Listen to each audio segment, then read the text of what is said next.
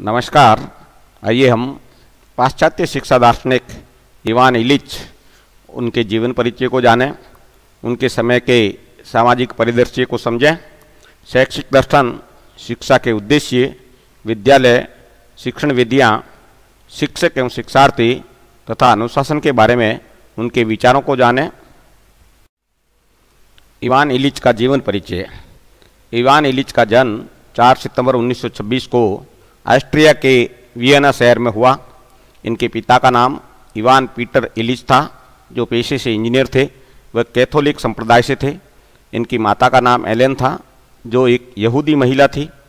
Ilyich को Italian, Spanish, French, German एवं Croatian भाषाओं का ज्ञान था। इवान इलिच ने उत्तक विज्ञान के क्षेत्र में फ्लोरेंस विश्वविद्यालय में अध्ययन किया। बाद में रोम के पेंटिफिकल ग्रेगरियन विश्वविद्यालय में दर्शन शास्त्र का भी अध्ययन किया। 30 वर्ष की उम्र में पोर्टोरिको विश्वविद्यालय के कुलाध्यक्ष बने। 1980 के बाद उन्होंने अमेरिका, मैक्सिको, जर्मनी आदि देशों का भ्रमण किया। दर्शन, विज्ञान, तकनीकी और समाज विषयों पर इन्होंने व्याख्यान दिए। इवान इलिच भारतीय अर्थशास्त्री एवं महात्मा गांधी के सलाहकार कुमारप्पा के विचारों और उनकी पुस्तक इकोनॉमी ऑफ परमिनेंस से बहुत प्रभावित हुए। इवान इलिच द्वारा लिखित पुस्तकें जैसे celebration of awareness 1971, deschooling society 1971, tools for conviviality 1973, energy and equity 1974, medical nemesis 1973, the right to useful employment 1978, toward a history of needs 1978, shadow work 1981, gender 1992 आदि हैं। डी स्कूलिंग सोसाइटी नामक पुस्तक से Ivan Ilyich को ख्याति प्राप्त हुई, जिसमें इन्होंने समाज को वर्तमान विद्यालय शिक्षा के स्वरूप से मुक्ति की बात की। 2 दिसंबर 2002 में 76 वर्ष की आयु में इवान इलिच का निधन हुआ। इवान इलिच के समय सामाजिक परिदृश्य। इलिच के समय समाज की शिक्षा चर्च के अधीन थी। इनके विद्यालयों में धार्मिक शिक्षा दी जाती थी। इलिच के अनुसार चर्च गरीब बच्चों में उम्मीद पैदा करते थे कि मृत्यु के बाद आपको स्वर्ग प्राप्त होगा या आपके पौत्र अमीर होंगे। इलिच के अनुसार तत्कालिक शिक्षा व्यवस्था गरीब लोगों के बजाय अमीर लोगों को अधिक लाभ पहुंचा रही है। यह शिक्षा एक ऐसा बुद्धिजीवी वर्ग पैदा करती है जो कि उपभोक्तावादी मानसिकता का होता है। इलिच कहते हैं कि कुछ विशेषज्ञ शिक्षा की पाठ्यचर्या को इस प्रकार तैयार करते हैं जैसे पाठ्यचर्या बाजार में बिकने वाली वस्तु, शिक्षक बेचने वाला तथा शिक्षार्थी खरीदने वाला उपभोक्ता है। इन सब बिंदुओं पर विचारोपरांत इलिच को लगा कि स्कूल अपनी वास्तविक भूमिका नहीं निभा रहे हैं। इसलिए इलिच ने शिक्षा व्यवस्था में विद्यालयी व्यवस्था को समाप्त करने की अवधारणा को प्रस्तुत किया, ताकि शिक्षा अपने वास्तविक दायित्वों की ओर अग्रसर हो सके। इवान इलिच का शैक्षिक दर्शन। इलिच के अनुसार संसार के सभी स्कूल समाज पर शिक्षा के विपरीत प्रभाव डाल रहे हैं। विद्यालय की असफलताओं को छिपाने के लिए अधिकतर लोग कहते हैं कि शिक्षा महंगी है, शिक्षा जटिल है तथा शिक्षा लगभग असंभव कार्य है। इलिच शिक्षा को संस्थागत बनाने के विरोधी थे। उनका तर्क था कि जहाँ शिक्षक पर सरकार और प्रशासन का नियंत्रण हो और विद्यार्थी शिक्षक के अधीन हो, वहाँ विद्यालयों में न न्याय होगा न अधिगम, क्योंकि शिक्षक अनुदेशन सामग्री को बंडल के रूप में प्रमाण पत्र के साथ देते हैं। इवान इलिच ने बाल्यावस्था को शैशव अवस्था, किशोर अवस्था तथा युवा अवस्था से अलग माना है। पहले बच्चे किशोरावस्था में विद्यालय जाते थे। औद्योगिक क्रांति ने बाल्यावस्था के बच्चों को भी विद्यालय भेजने के लिए विवश किया। अधिकतर बच्चे बाल्यावस्था का आनंद नहीं ले पाते हैं। इलिच कहते हैं कि एक ही स्कूल के एक साथ शिक्षा प्रारंभ करने वाले एक ही उम्र के गरीब बच्चे अधिकतर शैक्षिक उपलब्धियों में पीछे रह जाते हैं। उनके अनुसार हम छात्रों को अंतहीन शिक्षा की ओर धकेल रहे हैं, उनमें गुणों का विकास नहीं कर रहे हैं।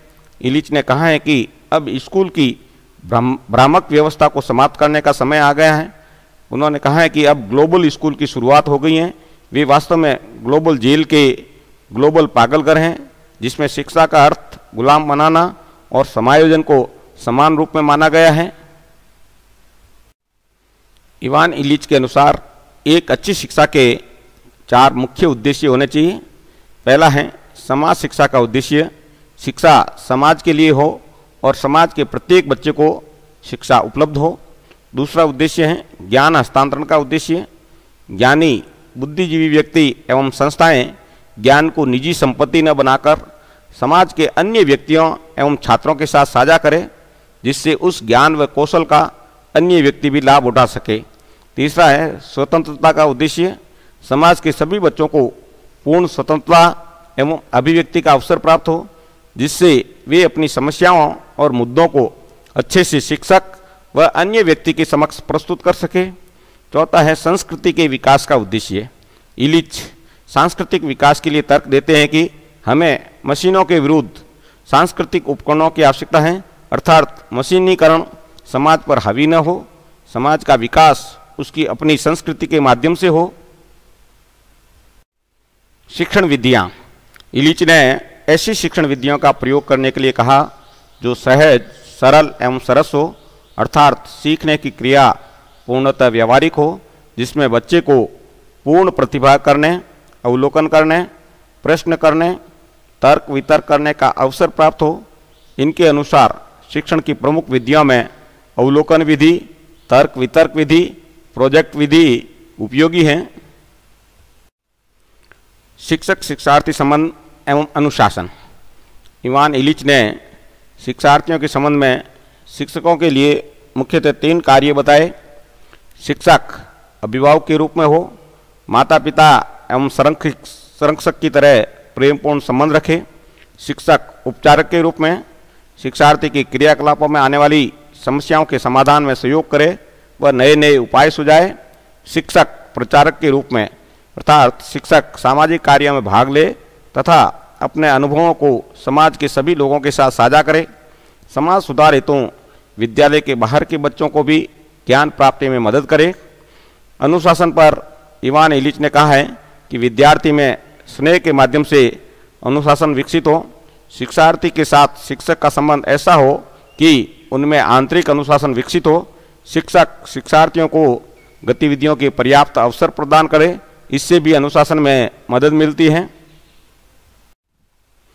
परंपरागत विद्यालयों की आलोचना करते हुए इलिच ने कहा है कि जीवन कैसे जीना चाहिए यह सभी विद्यार्थी विद्यालय के बाहर से सीखते हैं। हम बोलना, सोचना, प्रेम करना, खेलना तथा राजनीति करना आदि समाज में विद्यालय के बाहर सीखते हैं, अर्थात ऐसे ज्ञान के लिए विद्यालयों की आवश्यकता नहीं है।